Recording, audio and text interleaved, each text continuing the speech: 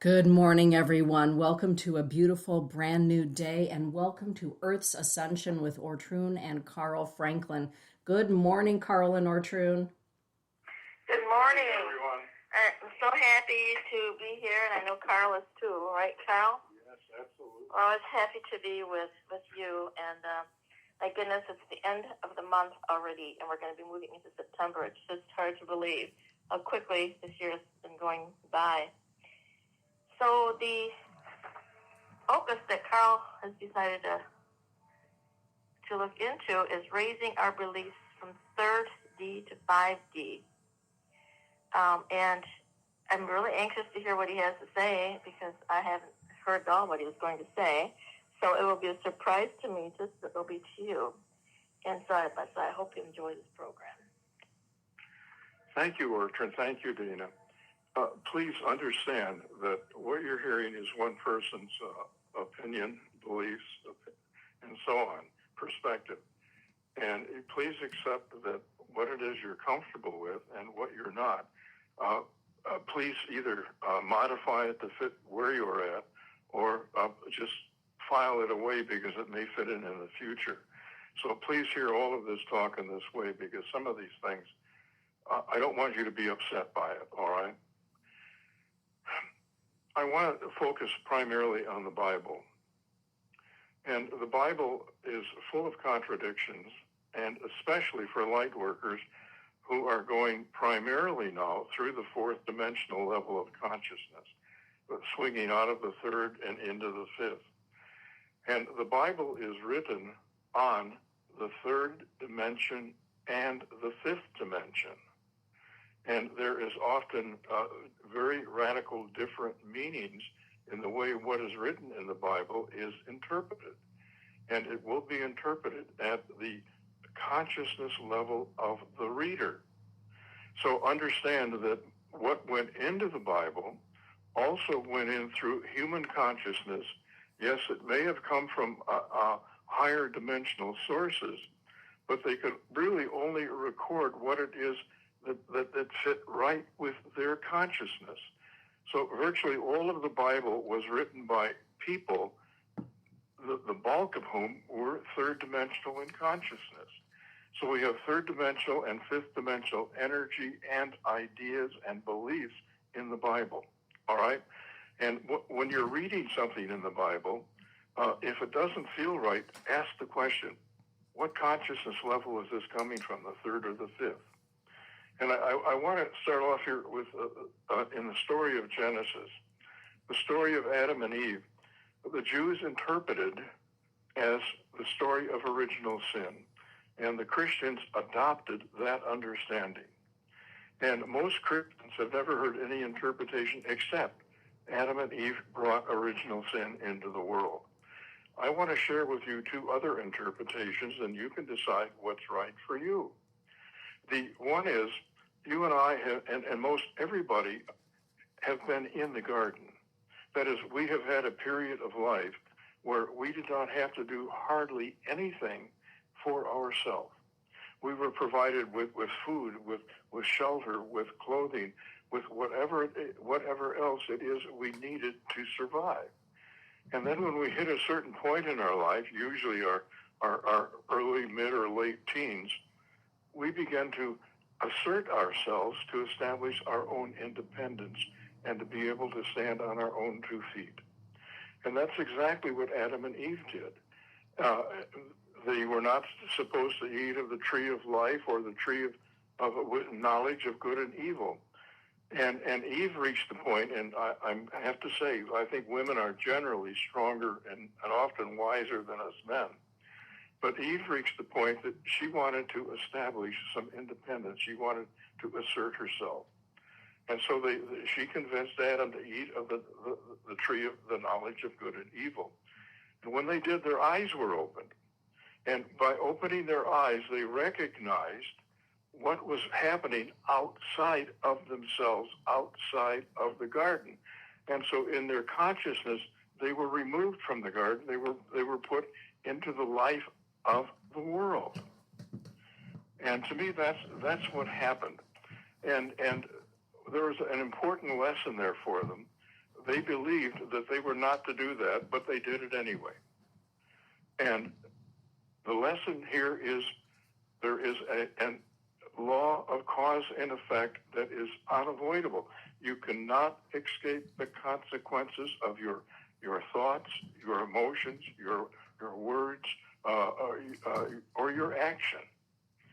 And the result was they were no longer living in this naive, limited world. Okay? So the two lessons are, it's a normal thing for everyone to go through. It simply is portraying what happens in life. And it communicates the law of cause and effect. And that is the basic law on the planet, and as far as we know, in the universe. It's the underlying law of all science. And it was taught by Jesus. He said, as you sow, so shall you reap. And Isaac Newton taught, for every action, there's an equal and opposite reaction. So this idea that it was original sin, do you know that the word sin is not mentioned in the story of Adam and Eve? Because it literally, from my perspective, has nothing to do with sin. It has to do with growing up, with maturity, with establishing your own independence and taking on that responsibility. Okay, the second story that I would like to talk about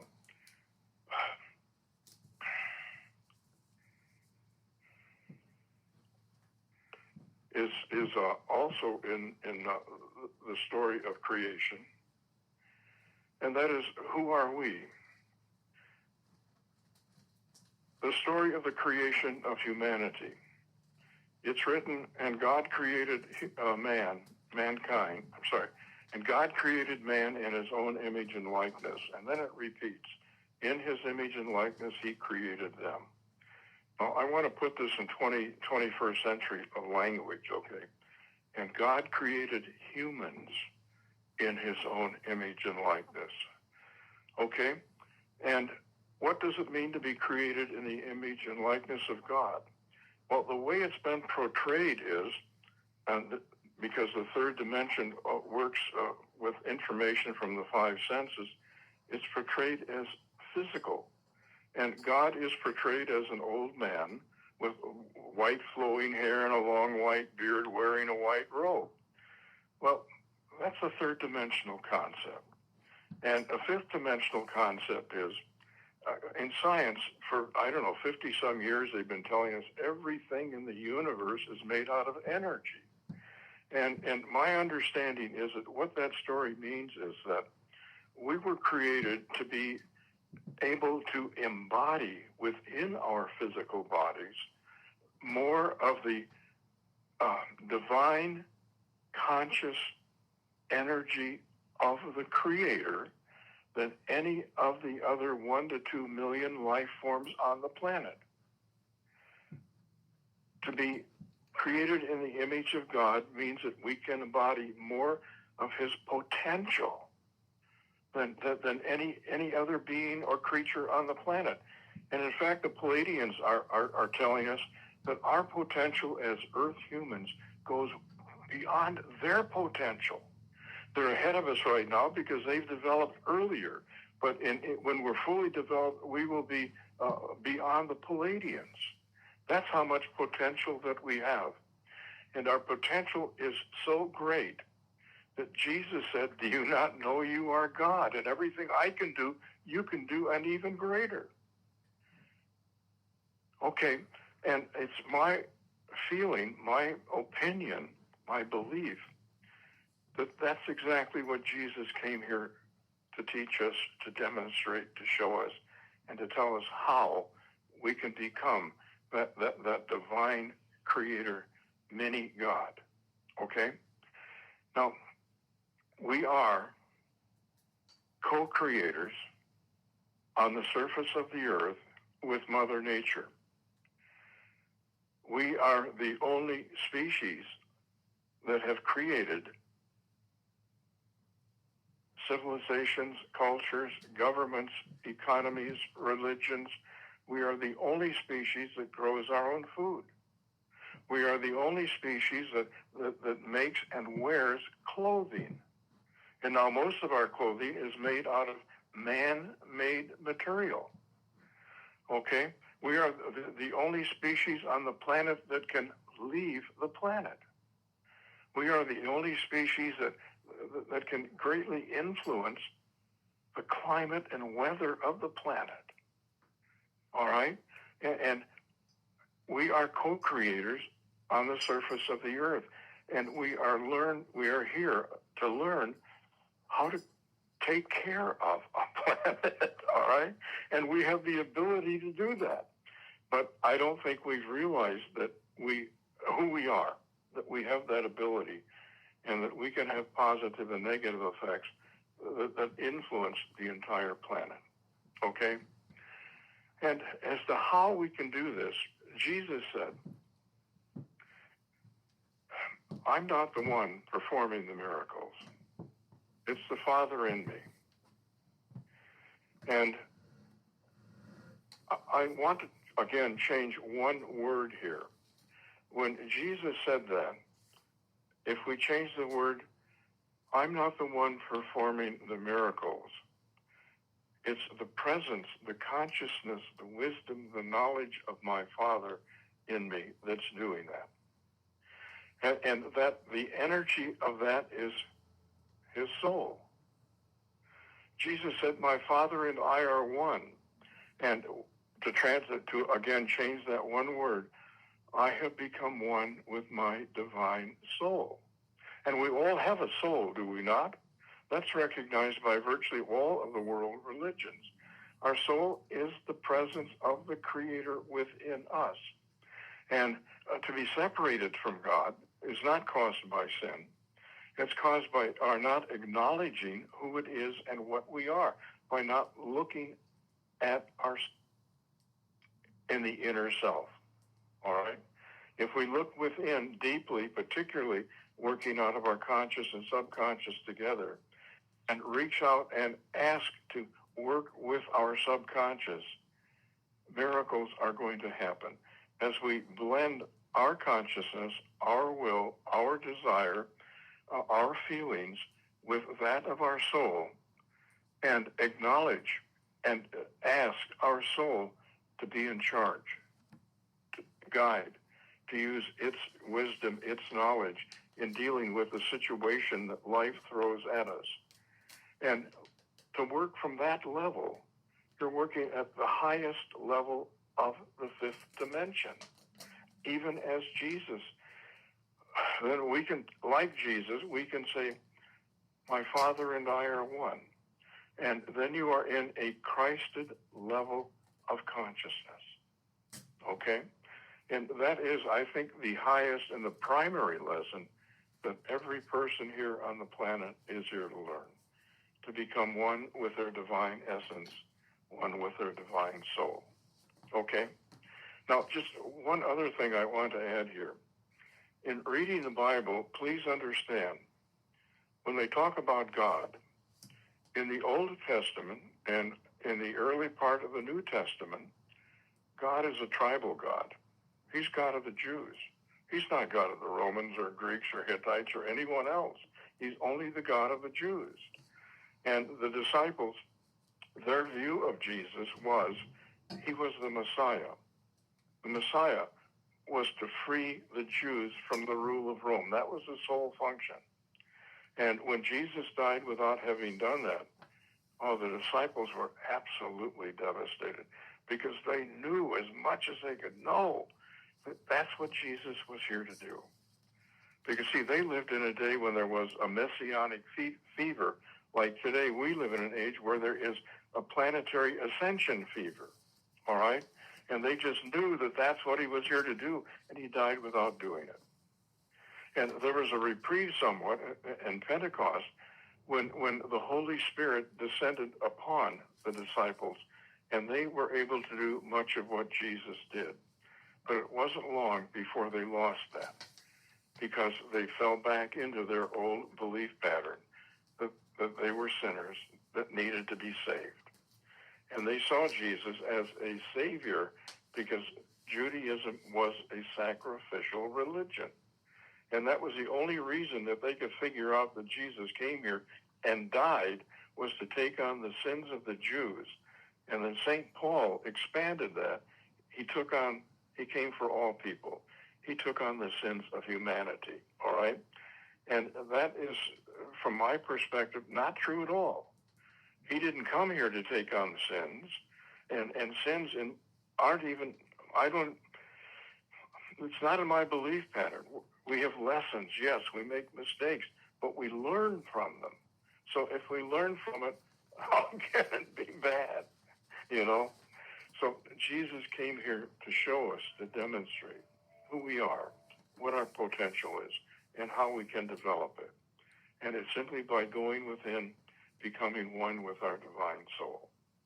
And that is his mission, and that to me is, as we accomplish that, we will be functioning at a Christed level, which means a high fifth dimensional level.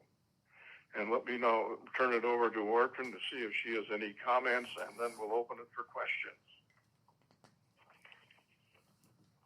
Well, as I was listening to you, the very first thing that came to me was when you were speaking about the Bible and the way it was written more by a third dimensional way of thinking instead of the fifth dimensional way of thinking.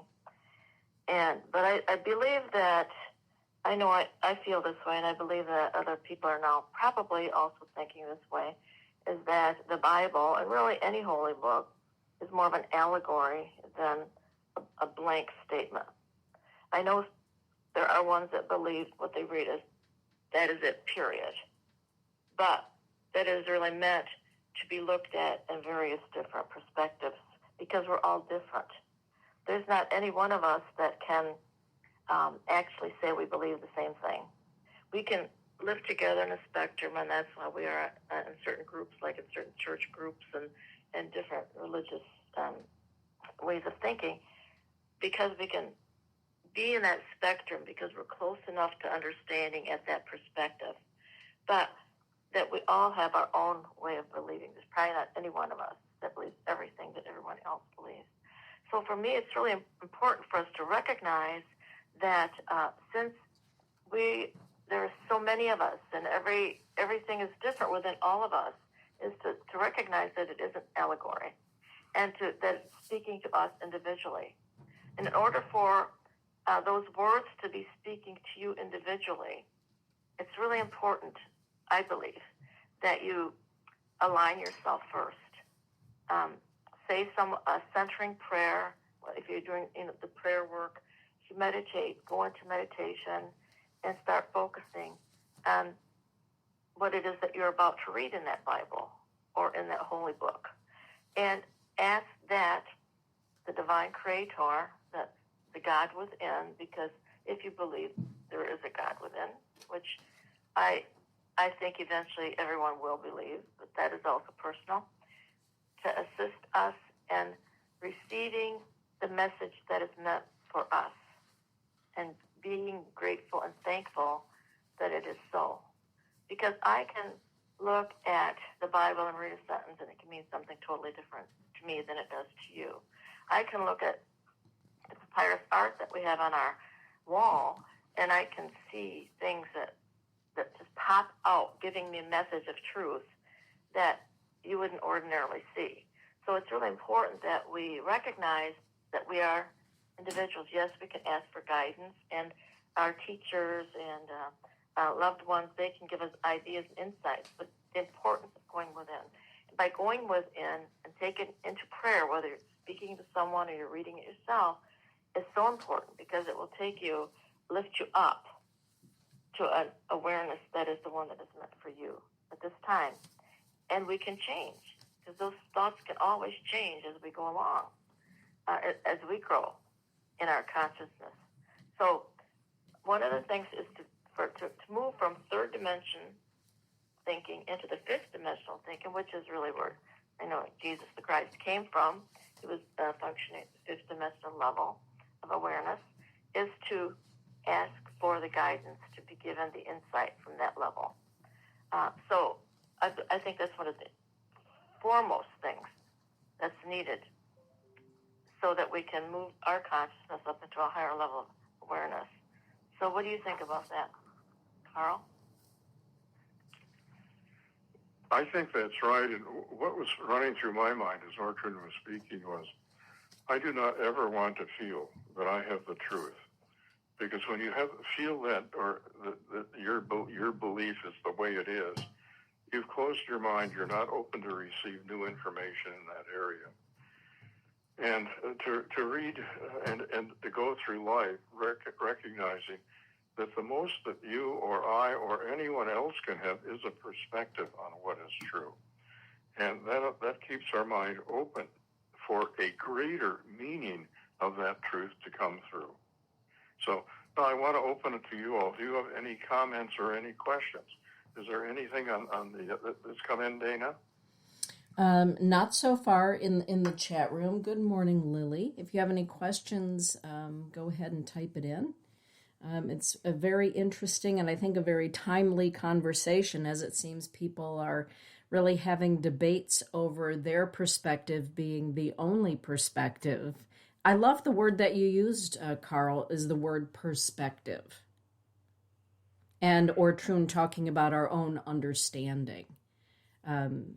There isn't, I don't believe either, just one way of thinking about it or comprehending it, that it is individualized, and that's okay. And, if we can read the Bible that way, that what they're presenting is a perspective based on their religion, their culture, their beliefs at that point in time. Mm-hmm. Because I know in channeling, if sometimes if a channeling comes through that's too far ahead of you or beyond you, you don't understand it. Mm-hmm. And thus, if you don't understand it, you usually don't repeat it, all right? It has to make sense to you at some level, okay? So to understand that the Bible covers a variety of levels, from the low fifth dimension to God being angry, etc., God being a judge. Okay, that's really low third dimensional stuff. Mm-hmm. And the belief in hell, low third dimensional. One of my favorite biblical scholars is a man by the name of Dan McClellan from Utah. And he's brilliant. He's actually getting ready to teach a class, an evening webinar on September 15th about God's wife, Asherah, who at one time was mentioned in biblical texts. But over time, as you both talked about it, with the patriarchal societies becoming dominant, the teachings about God's wife, Asherah, disappeared. And so he's giving a class by donation, a minimum donation of $1. But this man is a spectacular biblical scholar who, exactly what you said in the beginning of your podcast, Carl, talks about the fact that over time and based on the communities and the political situations of the day, certain teachings were included in the biblical texts, as we call it in the Bible. Some were removed, but it was all based on what the community and what the people were all about at that time. Precisely right. And if people can read the Bible with that in mind, I think they'll get a lot more good information out of it. Now, just another thing that because so many people are locked into I'm going to say, Christianity's or the church's perspective of what's in the Bible, if it's third dimensional, they need to let go of that if they're going to move into a fifth dimensional consciousness. If you can go through the beliefs, the basic beliefs that, and in your own mind analyze, are they fifth dimensional or third dimensional? Are they based on love or are they based on fear? Okay? And the fifth dimension is based on love, at one and peace. And if they don't meet that criteria, they're not fifth dimensional. If they're based on fear, limitation, or separation, they're third dimensional. And I think a whole lot of the Bible is third dimensional because that's where the people that wrote it were at. That's all they were open to accept at that point. Okay, I believe that we are actually all aspects of God, of the divine. And, okay, I know we in our thinking are now to the point where we left the heart mind of God to come here to this planet to help assist in this lift up. That's really basically what we believe in our right now, right, Carl? Yeah. In order to even be able to get to that concept, it takes a while, especially if you are still very much into the exact printed word, that is, like I said, in a holy book, the Bible, whatever it is that you're reading. And it's the recognition that you truly are a spark of light from the divine.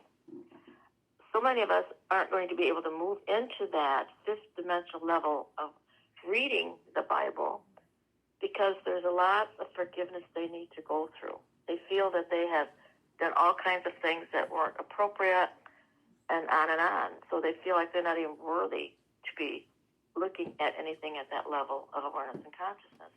So how do you help individuals get beyond those feelings that they even feel that they are deserving to be receiving that higher level of understanding? One of the big misbeliefs, from my perspective, is that God judges. And God does not judge. He has no need to. With the law of cause and effect, we are our own judge. When we make a decision to do something, we are automatically agreeing to take the consequences. Okay? And that is the judgment. But we make the choice as to what to do. So we automatically take the consequence. There is no judgment in the Creator. The Creator was structured that way. And Jesus said, do not judge, lest you also be judged. We do not know another person's heart and mind. Therefore, what right do we have to judge them because we do not know their motivation for what it is they're saying or doing? We can hear them, and we can accept, modify, or reject what they do. But we should not judge them. And whatever they do, know that they cannot avoid the consequences of that. And hopefully they're going to learn the first time if it's not a healthy thing to do. And if they don't, they'll repeat it, and the consequences become more intense until finally they do get the learning. And the whole classroom is a place that we have come to learn and to be of service. Right. One of the stories in the Bible that really, I think, addressed this also, at least it does to me when we're thinking about it, is the story of the prodigal son, right? And the one stayed and the other left because he wanted to go out and explore. Well, there are many of us that have come to explore, to learn, to grow, to become here upon this third dimensional world. But then with that learning and growing, we also have learned a way to come back. And then, the Creator always takes us back, even in the Bible at that level. If you start focusing on that prayer before doing any of your holy work, you automatically will start being lifted to thinking a little bit differently about it. You'll start feeling more and more that energy of Creator coming in. It starts bringing you a sense of peace. There's nothing, as you said, Carl, that you can do that you would be rejected from, the Creator, from Mother, Father, God, right? And so to realize that, and that we really were, in a sense, this is, of course, the way that we think, some regard now, is that we were actually sent out to experience, to understand things of the third dimension. So we were actually put into different places and walked into different places so that we could learn and to grow and to understand, so that we could then, in essence, really and truly learn how to forgive. Not only to forgive ourselves, but to forgive others. Because there is something that they're also doing that needs to be done at this time so that we can grow and become higher in our understanding. Jesus said there's nothing you can ever do that will separate you from the love of God, and I believe that to be true.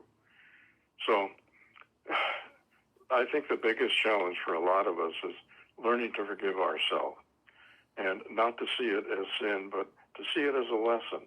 And if we learn the lesson, it was a positive experience in the long run. if we harmed someone, then we can apologize and ask for their forgiveness. But usually, if you're not judgmental, there's not going to be a whole lot of forgiveness you're going to have to give, because you're not holding anything against what someone else might have said or done or didn't do. Okay? So you're living in a more equal, peaceful equilibrium. So give up all judgment and be willing to accept the love that literally is being, if we accept it, is flowing into us every moment of every day. And one other thing I think is really important is for us to be grateful. To be grateful for our day, to bless the day in the morning, when you're waking up. I greet this day with love in my heart, love for everyone, for everything, for me, for all that there is, for all of creation, for the divine. And I go forth in my day with the divine essence flowing through me, the divine essence of Creator flowing through me. So little things like that can help you to uplift and move out of that third dimensional energy vibration and bless everything. Everything is a gift here on the planet. And for us to start recognizing, every little raindrop is a gift. And the other thing is to recognize that we're all holograms of the divine, of God. So that what God is made of, we are also made of. And the important thing is for us to shift our focus into, yes, there is a God essence within me, instead of thinking, oh my gosh, I'll never be able to reach God. Because God is within you and around you, everywhere. All I can say to that, Orchid, is amen. That is reality as I perceive it also. And please, again, accept what you're comfortable with here and modify the balance. And Dana, any comments yet? Lily asked the question, do you feel that the big religions of the world will eventually shift into the 5D consciousness, or do you think it will continue to be a power struggle? I think that the religions are either going to adopt a fifth dimensional belief and pattern, or they are not going to be able to exist in a fifth dimensional world.